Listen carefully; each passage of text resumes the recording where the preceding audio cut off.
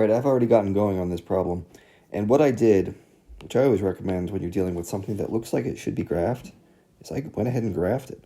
I plotted these x and y points. Remember, f of x, that's y. I plotted these x and y points over here on this graph.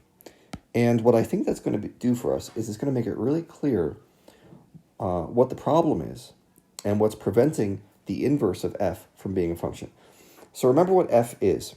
F is a line, usually. In this case, it's called a dot function. It's actually not the line connecting these. You might think, oh, this is f. It's something that looks like that. Well, yeah, normally it would be, but in this case, it's just a dot function. F is a series of dots, and f does not exist in between. There's no f in here, right? That's just blank space. So the only thing that would prevent f itself from being a function, f of x, is what I'm talking about. The only thing that would prevent that is a vertical line which went through and hit more than one dot at once. And see, all these vertical lines I'm drawing only hit one dot at most because the dots are not vertical. Well, great, that means f is a function. But what I'm talking about in this problem is the inverse of f of x. And for this, we need to use not the vertical line test, but the horizontal line test. And I've written that down here. Remember what the horizontal line test says. If there's no horizontal line which touches f in more than one place, then the inverse of f is a function.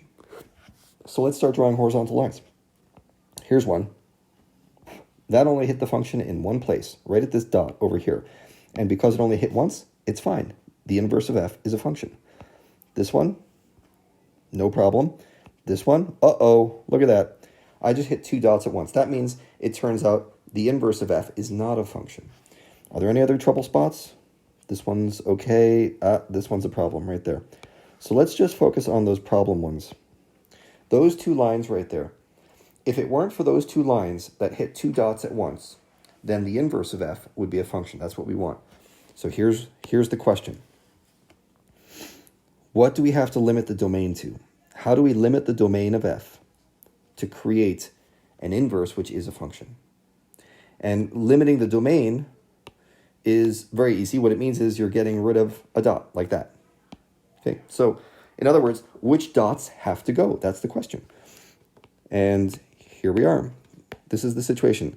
One of these has to go, and one of these has to go.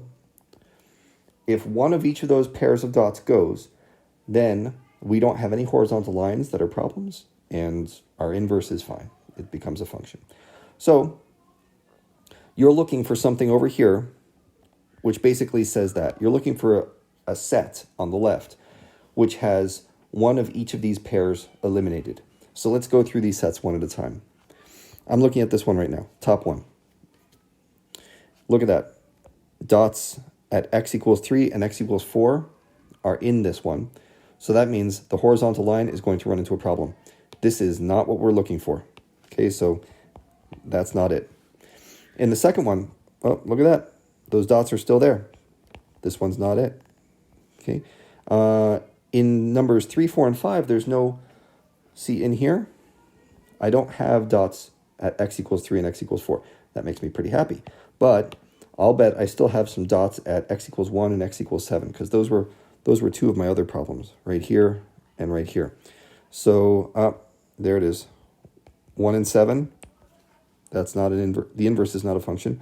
1 and 7 right here. No, the inverse is not a function. There's only one. There's only one of these, which if I plotted it out, would not contain a horizontal line hitting two dots. And therefore, this is my answer. That's what I have to limit the domain to create a function out of the inverse of f.